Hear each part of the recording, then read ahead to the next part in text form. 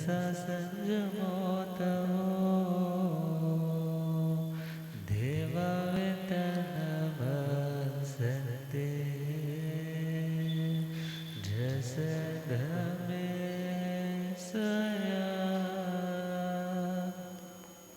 मणो जे हाथ जोड़े गोरानो मेरे वंदना जे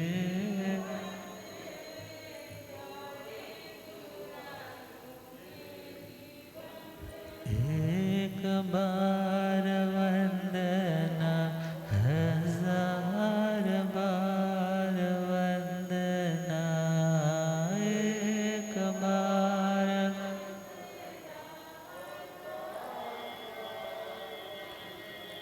लाख बार वंदना करोड़ बार वंदना लाख बार वंदना जे हाथ जोड़ गोरानो मेरे वंदना जे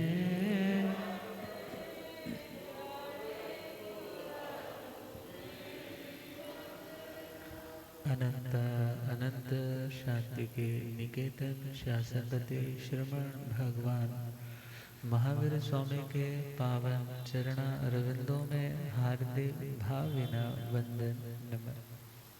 मेरे अंधेरे जीवन को रोशनी प्रदान करने वाले परम उपकारी आगम ज्ञान के भंडार आगम ज्ञाता आगम पुरुष जिन शासरतन हिमाचल के श्री उपाध्याय भगवंत श्रद्धेय गुरुदेव श्री जितेंद्र मुनि जी महाराज साहब के पावन चरण कमलों में हार्दिक भावना वंदन नमन।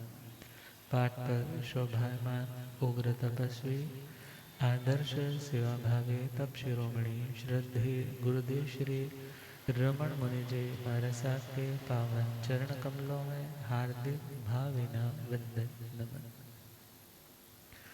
धर्म सभा में उपस्थित धर्मानुरागियों, सुशीलवती माताओं एवं बहनों, आसीन पुण्योदय से भाग्योदय से आप सबको संतों का समागम और वीतरागवाणी श्रवण करने का सुअवसर प्राप्त हो रहा है। श्रवण कर रहे हैं श्रुत की आराधना भक्ति करने से आत्मा को क्या प्राप्त होता है।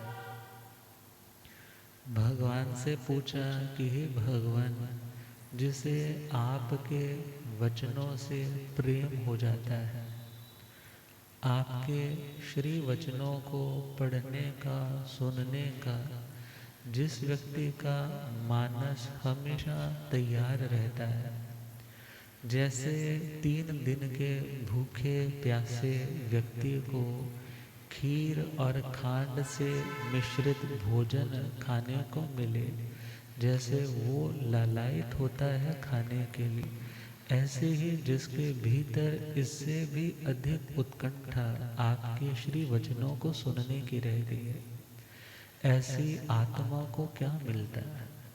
भगवान फरमाते हैं श्रुत की आराधना करने से, साधना करने से, ज्ञान का अभ्यास करने से, श्रवण करने से, मनन करने से एक समय आता है जब वह आत्मा अपने अज्ञान को पूरी तरह क्षय करके क्लेशों से सदा सर्वदा के लिए मुक्त हो जाता है।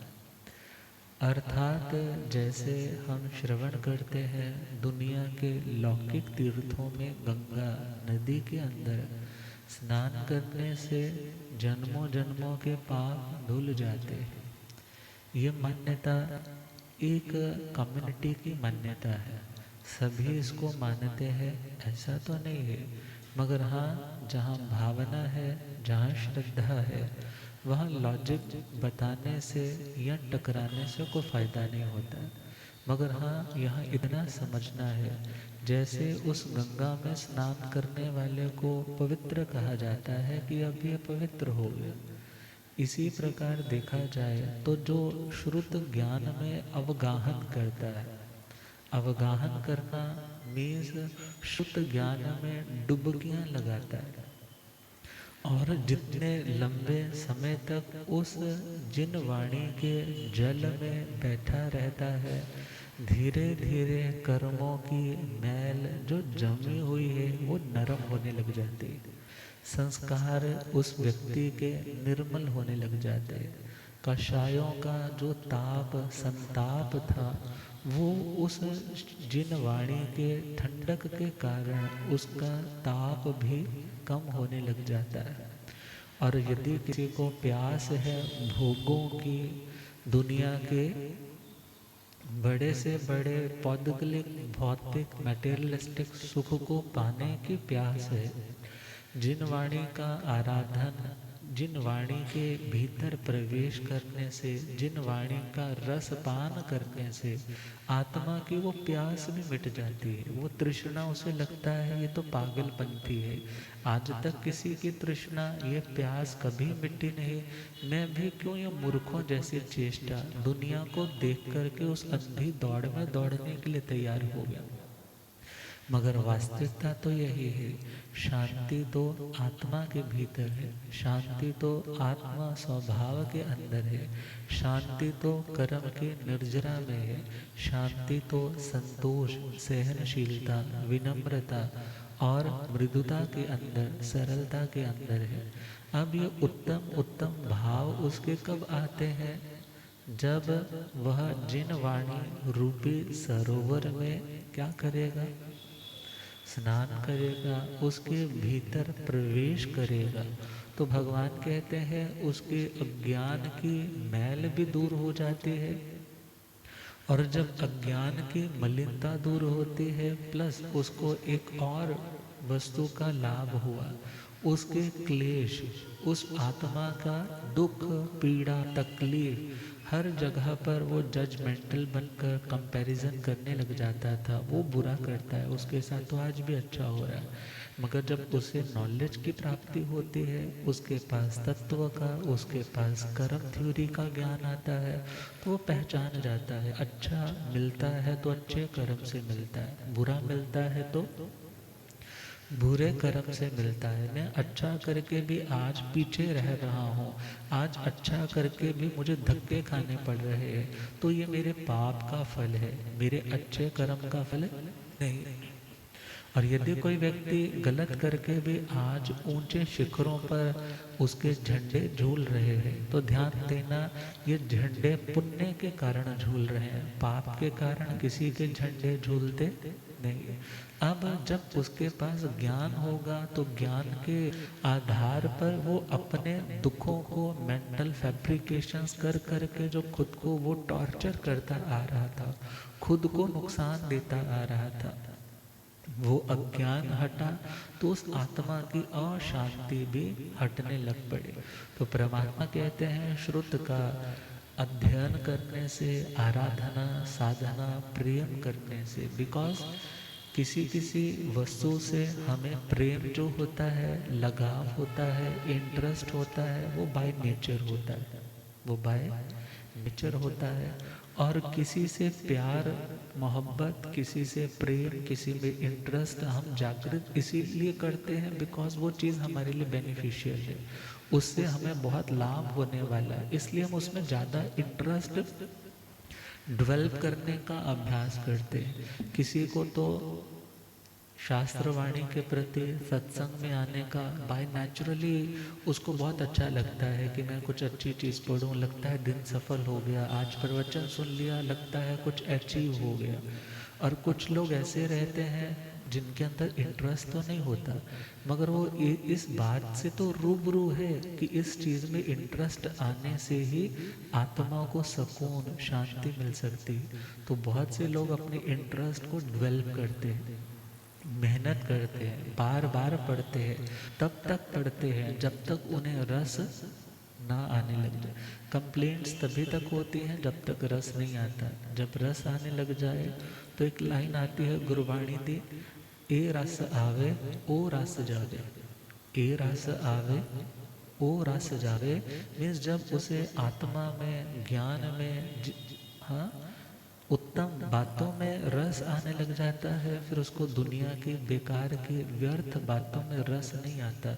उसे लगता है टाइम की बर्बादी है, नया पाप कर्म का बंद उपार्जन है, संस्कार मेरे, भावनाएं मेरी निर्मल के स्थान पर मलिन होंगी और आने वाले फ्यूचर में मेरे अवनति का, मेरे को सही सन्मार्ग से डिस्ट्रैक्ट करने का यही कारण बनेगी। तो श्रुत ज्ञान के 14 भेद आते हैं। कितने भेद? 14 भेद आते हैं श्रीमद् नंदी जी सूत्र में। स्टार्टिंग में तो वैसे 5 ज्ञान का वर्णन है, मगर श्रुत ज्ञान का बिल्कुल लास्ट में जाकर वर्णन आता है। तो श्रुत ज्ञान का पहला भेद आता है अक्षर श्रुत। कौन सा? ये जो 14 पॉइंट है, थोड़ा सा आपको समझना है, थोड़ा सा फोकस्ड होकर के लिखना है तो आप लिख भी सकते हैं। तो 14 यह श्रुत के भेद है। पहला है अक्षर श्रुत। अक्षर का मतलब, अक्षर का मतलब, क्षर का मतलब होता है चलित हो जाना। क्षर का मतलब होता है चलित हो जाना, मीन्स अपने स्वरूप से बिगड़ जाना। उसका नाम क्या होता है? क्षरण हो गया। जैसे बहुत बार हम देखते हैं ना, सड़कें होती हैं, सड़कें बहुत सी लैंड वो स्लाइडिंग हो जाती है तो धंस जाती है। अब जो क्षरण है मतलब अपनी जगह से कोई चीज़ हिल गई, उसका नाम है क्षरण और उसका नाम है क्षर। और अक्षर का मतलब है जो कभी भी खत्म नहीं होता है। अक्षर का सिंपल मतलब जो कभी भी खत्म नहीं होता है। तो आत्मा के भीतर का जो ज्ञान है, यदि वो पूरा खत्म हो जाए ना, तो वो आत्मा, वो जीव अजीव में कन्वर्ट हो जाए। किस में कन्वर्ट हो जाए? मगर ऐसा कभी होता नहीं। और कहा जाता है कि अक्षर का, हाँ, अनंतवा हिस्सा भी यदि खुला है ना, तो इट मीन्स वो जीव है, अर्थात उसके अंदर प्रोग्रेस करने की, विकास की श्रेणी को चढ़ने की क्षमता, योग्यता है, जो अभी छुपी हुई है, अभी जो हिडन है, अभी जो सुषुप्ति दशा में है। तो पहला है अक्षर श्रुत।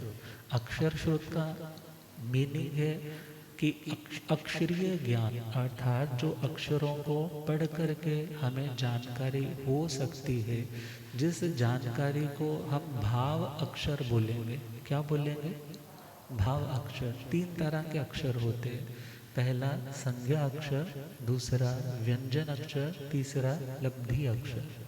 पहला संज्ञा अक्षर। संज्ञा का मतलब, जैसे आपने सपोज इंग्लिश स्टार्ट की, जब लिखनी पहली बार माँ ने डॉट लगाए, पहले लिख करके दिखाया ऐसे ए बनता है, फिर डॉट लगाए, बिंदियाँ लगाई, फिर एक एक पेंसिल से उसके पास माँ साथ हाथ पकड़ करके लिखवा रही, ए फॉर एप्पल, ऐसे छोटा अ अनार। अब जो अक्षर लिपि का रूप है, लिपि का रूप मतलब उसकी कोई अपनी आकृति है, अपनी कोई शेप है, उस अक्षर का नाम है संज्ञा अक्षर। उसका नाम क्या है? और जो प्रोनाउंसिएशन से, उच्चारण से हमें किसी शब्द के बारे में हम सुनते हैं जिस शब्द को, उसका नाम है व्यंजन अक्षर। उसका नाम है। और लब्धि अक्षर का मतलब है उस अक्षर को, उस शब्द को समझने की, जानने की, पहचानने की जो क्षमता, योग्यता, जो हमारे अंदर एबिलिटी है, उस शायोक्षमिक भाव का नाम क्या है? लब्धि अक्षर। कुछ क्लियर तो हुआ होगा? संज्ञा अक्षर, व्यंजन अक्षर और लब्धि अक्षर। तो अक्षर श्रुत में क्या रहेगा? आपने कोई वर्ड बोला या कोई आपने सेंटेंस बोला, तो उसे सुन कर के, उसे पढ़ कर के जो ज्ञान हो, जो जानकारी हो, उस श्रुत ज्ञान का नाम है अक्षर श्रुत। पहला। सेकंड वाला है अनक्षर श्रुत। अनक्षर का मतलब रहेगा जो अक्षर में हम उसको नहीं ना बता पाएंगे। सपोज किसी ने छींक मारी, सुना तो सही ना आपने, किसी ने जब भाई ली, उवासी मारी, आपको सुनाई तो दी, किसी ने खांसा, हाँ, किसी को कफ आ रहा है, खंगार आ रहा है, किसी को ड्राई कफ आ रही है, आप नोटिस तो कर, मगर ये जो सुन करके आपको ज्ञान हुआ कि इसको ठंड लगी है, इसको वायरल हुआ है, ये जो ज्ञान है ये है तो श्रुत ज्ञान में, मगर कौन सा? अनक्षर श्रुत। कौन सा? अनक्षर श्रुत। तीसरा है संगी श्रुत। तीसरा संगी का मतलब है जो संज्ञा से युक्त है, अर्थात जो मन वाला है। कैसा है? मन वाला है, समनसक है, उसका जो ज्ञान है उसे क्या बोला? संगी श्रुत। और जो बिना उस संज्ञा के है उसकी जो जानकारी है उसका नाम क्या रहेगा? असंगी श्रुत। आगे बढ़े तो सम्यक श्रुत और मिथ्या श्रुत, ये दो दो के ग्रुप बना करके याद किया जा सकता है। अगला है सम्यक श्रुत और मिथ्या श्रुत। जो राग और द्वेष से मुक्त हो चुकी आत्माएं हैं, जिनके अंदर वीतरागता का भाव प्रकट हो चुका है, ऐसी आत्माएं जो कुछ भी फरमाते हैं उनकी बातों को सुन करके उसे सत्य मानना, उस व्यक्ति का वो श्रुत ज्ञान है सम्यक श्रुत। कौन सा है? सम्यक श्रुत। और जो मिथ्या दृष्टियों के द्वारा दुनिया की वासनाओं को बढ़ाने वाले, सन्मार्ग से भटकाने वाले, या जस्ट टाइम पास की जो किताबें हैं जिससे हमें जीव अजीव आदि का, आत्मा परमात्मा आदि का कोई बोध, कोई निश्चय नहीं हो पाता, तो उस जानकारी का नाम क्या है? मिथ्या श्रुति। या ऐसा भी कह देते हैं सम्यक दृष्टि की जो जानकारी है। अब एक सम्यक दृष्टि है, क्या वो स्वमत और परमत का ज्ञाता नहीं होता? स्वमत मतलब अपने फिलॉसफीज को, अपने लिटरेचर को भी वो जानने वाला होता है, और अन्य धर्मों का जो लिटरेचर है, भले उसमें बलि प्रथा, अन्य प्रथाओं का भी वर्णन है, उसको भी वो जानने वाला है। मगर कहा जो सम्यक दृष्टि आत्मा है वो मिथ्या श्रुत को भी किस में कन्वर्ट कर लेता है? सम्यक श्रुत। मीन्स वो अपनी उस नॉलेज का जो उपयोग है वो कर्म बढ़ाने में नहीं बल्कि कर्म काटने में करेगा। अर्थात यदि वोकैबुलरी होगी, अलग अलग तरह का लिटरेचर पढ़ा होगा, तो उस लेवल के व्यक्ति को जिसने समझा ही उन लोगों को है, तो उसकी ही भाषा में उसको समझाना कितना आसान रहेगा। अर्थात नॉलेज अपने आप में बुरी नहीं होती है, डिपेंड करता है हमारी विजन के ऊपर कि हम अपनी उस जानकारी का सदुपयोग कर रहे हैं या दुरुपयोग कर रहे हैं। तो बात आई सम्यक श्रुत, सम्यक दृष्टि आत्मा का जो ज्ञान है उसका नाम है सम्यक श्रुत। या जो द्वादशांगी गणि पिटक, मीन्स आचार्यों की गणि बोलते हैं, आचार्य और पिटक बोलते हैं पेटी, रत्नों की पेटी। कौन सी? ज्ञान की जो पेटी है उसको ग्रहण करने की भावना रखने वाला, अर्थात उसे सत्य मानने वाला सम्यक श्रुत है उसका ज्ञान। और जो अन्य दुनिया की बातों को सत्य मान रहा है, परमार्थ मान रहा है, उसका जो ज्ञान है वो मिथ्या श्रुत है। और आगे बढ़े तो सादिक श्रुत, अनादिक श्रुत, सपर्यवसित श्रुत, अपर्यवसित श्रुत। इसमें थोड़ा सा और कंसंट्रेट करना है। ये चार है तो इसमें चौभंगी बनती है। चौभंगी मतलब चार ऑप्शंस बनते हैं। कितने? चार ऑप्शन। पहला है सादिक, फिर है अनादिक, फिर है सपर्यवसित, फिर है अपर्यवसित। सादी का मतलब जिसका आदि, जिसका ओरिजिन, जिसका स्टार्टिंग पॉइंट हो, उसका नाम क्या है? सादिक। और अनादि का मतलब जिसका कोई स्टार्टिंग पॉइंट, ओरिजिन नहीं हो, उसे क्या बोलेंगे? अनादि। फिर और आगे चले सपर्यवसित, पर्यवसान बोलते हैं अंत को। पर्यवसान किसको बोलते हैं? अंत को। जो अंत के साथ होता है, अंत के साथ मतलब जिसका अंत आता है, सिंपल, उसके क्या बोलते हैं? सपर्यवसित। सिंपल जिसको शांत बोला जाता है, अंत के साथ। और अपरिवसित का मतलब जिसका पर्यवसान, जिसका विनाश, जिसका अंत नहीं आता है, उसका नाम क्या है?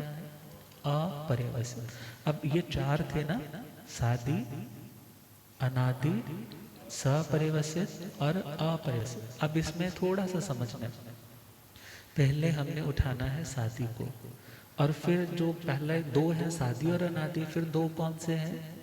सपरिवसित और अपरिवसित। तो सादी वाले को लेना है, सादी और सपरिवसित, सादी और अपरिवसित, कितना लिया? फिर उसके बाद दूसरे वाला लेना, अनादि, सपरिवसित, अनादि, अपरिवसित। क्लियर हो रहा है ना? तो पहले वाला हमने उठाया सादी, आदि के साथ। आदि के साथ मतलब जो ओरिजिन जिसका कभी होता है, सारी और सपर्यवसित, और उसका विनाश भी होता है। अब यहाँ पर सम्यक श्रुत और मिथ्या श्रुत दोनों को लेंगे, सम्यक श्रुत और मिथ्या श्रुत। सादी का मतलब सपोज कोई व्यक्ति मिथ्या दृष्टि था, कैसा था? मिथ्या दृष्टि, उसकी नेगेटिव अप्रोच थी, वो धर्म की बातों को गलत ही गलत बोलता था, मगर अब उसके अंदर सम्यक तो आने लगा, वो सही को सही, गलत को गलत मानने लग पड़ा। उसकी जो अब जानकारी है उसका नाम हो गया श्रुत, सम्यक श्रुत। और उस सम्यक श्रुत का क्या हुआ? आदि, स्टार्टिंग हुई ना। अब मिथ्यात्व हटा तो सम्यक तो आया, इसलिए उसका श्रुत सादी। और सपरिवसित का मतलब है, एक पॉइंट तो है उसका मिथ्यात्व उदय में आ गया, तो उसका सम्यक श्रुत क्या हो जाएगा? खत्म हो जाएगा ना, शांत अंत के साथ हो जाएगा। और सेकेंड, यदि किसी के पास श्रुत ज्ञान है तो वो श्रुत ज्ञानी ही बना रहे, ऐसा नहीं है फाइनल उसको कहाँ पहुँचना है, केवल ज्ञान। जब केवल ज्ञान हो जाएगा तो भी ये श्रुत क्या हो जाएगा? खत्म हो जाएगा। मतलब उसका पर्यवसान, जैसे देहावसान वर्ड आता है ना, वो खत्म हो जाएगा। और मिथ्या श्रुत की दृष्टि से यदि सपोज किसी को पहले तो सम्यक दृष्टि बना था, मगर वो चला गया, उसका मिथ्या श्रुत है, तो मिथ्या श्रुत का सादी, और उसके बाद उसको क्या उत्पन्न हुआ? सम्यक। तो उसका मिथ्यात्व का मिथ्या श्रुत अंत हो गया उसका। थोड़ा सा कॉम्प्लिकेटेड है, मैंने भी 2-3 बार समझा, तो मगर समझ आ गया इसलिए समझा रहा हूँ, क्योंकि पता होना चाहिए एटलीस्ट हमारे 14 श्रुत ज्ञान के भेद क्या कहे जाते हैं। तो सादी, सपरिवसित, क्लियर हो गए? रिपीट करना है दोबारा? नहीं, चलो अगला पॉइंट है सादी अपरिवसित। सादी अपरिवसित मतलब श्रुत ज्ञान, भले वो सम्यक श्रुत हो, भले वो मिथ्या श्रुत हो, उसका आदि, स्टार्टिंग, ओरिजिन तो हुआ, कभी वो स्टार्ट तो हुआ, मगर अपरिवसित, कभी अंत नहीं आया। कभी अंत नहीं आया तो ये ऑप्शन नहीं बनता है, ये ऑप्शन नहीं बनता है, इस पे शून्य, इस पे क्रॉस कर दिया जाता है। अर्थात ऐसा कोई जीव नहीं होता कि उसे श्रुत ज्ञान तो आए और वो कभी या तो मिथ्यात्व आएगा तो भी जा सकता है, केवल ज्ञान होगा तो भी चला जाएगा, मगर ऐसा कभी नहीं होता कि उसका श्रुत ज्ञान खत्म ना हो। भले यदि मिथ्या श्रुत है तो सम्यक श्रुत आएगा, और यदि सम्यक श्रुत है तो या तो मिथ्या श्रुत आ सकता है या केवल ज्ञान हो सकता है, दो ऑप्शन। क्लियर? कुछ कुछ तो क्लियर हुआ होगा। अगले पॉइंट पर आए। अगला वर्ड है हमारे पास अनादिक। पहला तो था सादिक, आदि के साथ वाला, दूसरा ऑप्शन है अनादि। अनादि में हम चले तो अनादि सपर्यवसित, अनादि जिसका ओरिजिन नहीं है, कहीं से जन्मा है, ऐसा कोई दिख नहीं रहा, और कैसा है? सपर्यवसित, अंत वाला। तो ये मिथ्या श्रुत के लिए बनता है। किसके लिए बनता है? मिथ्या श्रुत के लिए, अर्थात अनादि काल से जो मिथ्यात्व से युक्त है, क्योंकि दो ज्ञान तो होते ही होते हैं ना, मति और श्रुत, और जो मिथ्या दृष्टि है उसके लिए अज्ञान बोला जाता है। तो मति और श्रुत तो अनादि काल से भी किसी के पास हो सकते हैं, अनादि काल से तो है, अनादि काल से तो है, अर्थात सादी। और सपरिवसित का मतलब उसका अंत आ गया। अंत आ गया मतलब उसको सम्यक्तों का लाभ हुआ, सम्यक दृष्टि बना, तो उसका मिथ्यात्व चला गया। तो ये क्लियर हो गया, क्लियर हुआ। अनादि सपरिवसित। और चौथा भागा है, चौथा ऑप्शन है अनादि अपरिवसित। अनादि मतलब उसका ओरिजिन नहीं है और उसका दी एंड भी नहीं है। दी एंड भी नहीं है मतलब वो अभव्य होगा। कैसा होगा? अभवी होगा। अभवी जिसने कभी तरना नहीं है, जिसको कभी सम्यक्तों का लाभ होना नहीं है, शुक्ल पक्षी बनना नहीं है, चरम बनना नहीं है, तो ऐसे जीव के लिए क्या कहेंगे? अनादि। अनादि काल से उसका मिथ्या श्रुत है और उसका कभी पर्यवसान, उसका अंत नहीं आएगा। तो ये क्लियर हो गए, 4 पॉइंट थे। आगे हम चले, आगे है गम्यक श्रुत। कौन सा श्रुत? कौन सा? गम्यक श्रुत। और दूसरा है अगम्यक श्रुत।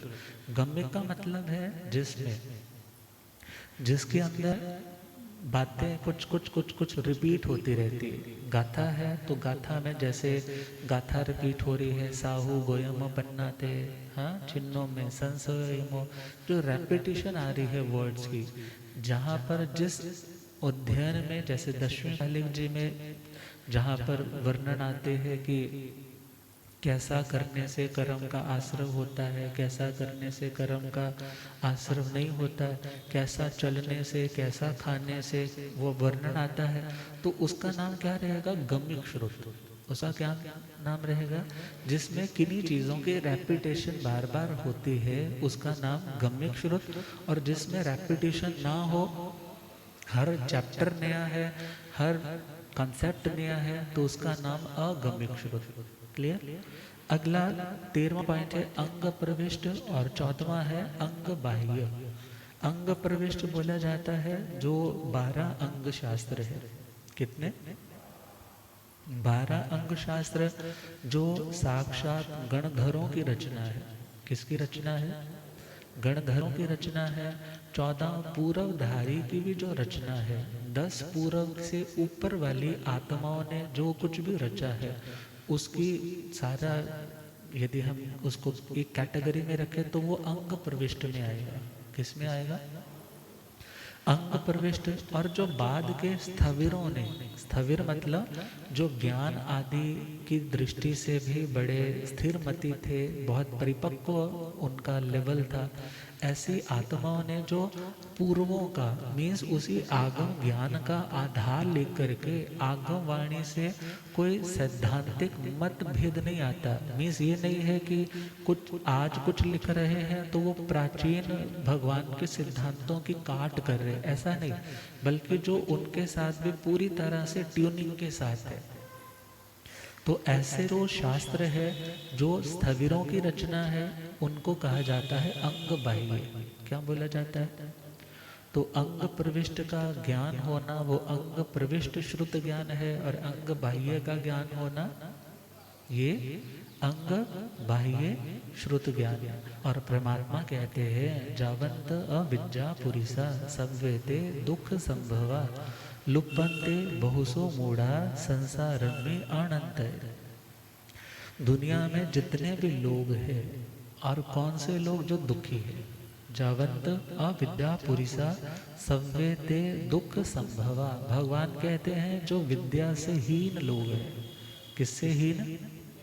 विद्या से मीन्स जो श्रुत ज्ञान से हीन लोग हैं, ऐसे लोग सव्यते दुख संभवा, उन लोगों की जिंदगी में दुखों के आने की संभावना बहुत ज़्यादा होती है। उन लोगों की जिंदगी में दुखों का जो आना है बड़ा सहज सा हो जाता है। अब दुख प्रतिकूलता का नाम दुख नहीं है, बल्कि उस प्रतिकूलता के प्रति जो द्वेषात्मक भावों की परिणति है, जिसमें हम अंदर से खिन्न हो रहे, टूट रहे, उसका नाम दुख है। अर्थात परिस्थिति तो भगवान के जीवन में भी आई थी, कानों में कीले ठोकी गई, मगर भगवान दुखी थोड़ा हुए। भगवान तो जान रहे हैं कि ये मेरा कर्म उदय में आ रहा है, मुझे काटना है, मुझे इसके प्रति क्या नहीं करना, नया वैर बंध करके अपने जिंदगी के भव भ्रमण को बढ़ाना नहीं है। तो जितने भी दुनिया में अविद्यावान, जो अविद्या की उपासना करने वाले, मिथ्यात्व का सहारा लेकर के तरने की कामना करने वाले जो लोग हैं, भगवान कहते हैं उन लोगों की जिंदगी में कभी दुख जा नहीं सकता। उन लोगों की जिंदगी से दुख कभी जा नहीं सकता। और परमात्मा कहते हैं ऐसे लोग इस अनंत संसार सागर में बार बार क्या करते हैं, जन्म मरण करते हैं। ऐसी आत्माओं का उद्धार नहीं हो पाता। अर्थात श्रुत ज्ञान, आगम ज्ञान, सत्संग में आकर के सच्चा ज्ञान प्राप्त करना, आत्म ज्ञान प्राप्त करना, ये तो बहुत ज़रूरी है। और परमात्मा कहते हैं यदि आपके पास ज्ञान है, आपके पास समाधान होगा, समाधान है तो आप गलत उलझन में नहीं उलझोगे। आज की परिस्थिति के लिए, उससे निपटने के लिए समता भाव से तप जप इत्यादि से कर्म को काटोगे तो सही, मगर किसी के प्रति वैर का भाव रख करके या कोई गलत, कोई सावध्यकारी ऐसा प्रयोग आदि करके अपने उस दुख को उठा करके दूसरे के ऊपर डालने का ऐसा कोई गलत कार्य नहीं करोगे। अर्थात दुखों की श्रृंखला को काटना है, दुखों की बेड़ियों को काटना है, तो ज्ञान का कुल्हाड़ा होना बहुत ज़रूरी है। और ज्ञान का कुल्हाड़ा जिसके पास है, भगवान कहते हैं वो अपनी जिंदगी के सभी दुखों का अंत कर पाता है। इसीलिए भगवान ने कहा सज्जाय सब दुख विमोचने, स्वाध्याय सभी दुखों से मुक्ति दिलाने वाला। लिखा है, पुराना भजन है, ज्ञान वाले सुखाले रेंदे जे, ज्ञान वाले सुखाले रेंदे, ज्ञान वाले आनो गम न कोई, ज्ञान वाले आनो गम न, ओ बाहर रख के सराणे सोंदे ने जी, बाहर रख के सराणे सोंदे ने, ज्ञान वाले सुखाले रेंदे ने जी, ज्ञान वाले सुखाले, ज्ञान वाले आनो बंधन न कोई, ज्ञान वाले आनो बंधन न, ओ मन मर्जी दा उठ दे बेंदे ने जी, मन मर्जी दा उठ दे बेंदे ने जी, ज्ञान वाले सुखाले रेंदे ने जी, ज्ञान वाले सुखाले, ज्ञान वाले आदे ए हो निशाने, ज्ञान वाले आदे ए हो निशाने, हर हाल मगन मन रेंदे ने जी, हर हाल मगन मन रेंदे ने जी, ज्ञान वाले सुखाले रेंदे ने जी, ज्ञान वाले सुख,